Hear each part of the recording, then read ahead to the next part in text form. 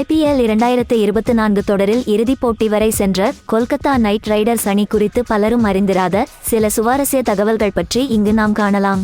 2023ஆம் ஆண்டு IPL தொடர் வரையில் KKR அணி 2012 மற்றும் 2014 இரண்டு கோப்பைகளை வென்று குவித்துள்ளது. இதன் மூலம் CSK மற்றும் MIக்கு அடுத்தபடியாக அதிக கோப்பை வென்ற ஒரு அணியாக இது உள்ளது.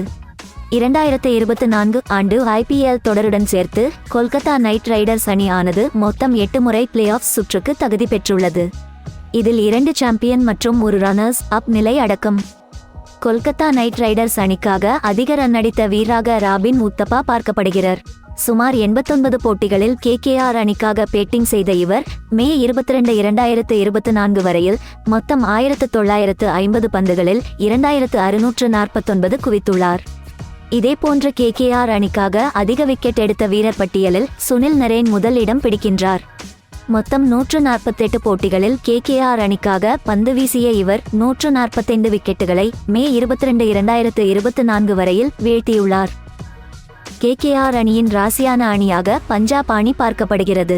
மே 22, 2024 வரையில் இரு அணியும் நேருக்கு நேராக மொத்தம் 33 போட்டிகளில் விளையாடியுள்ளன.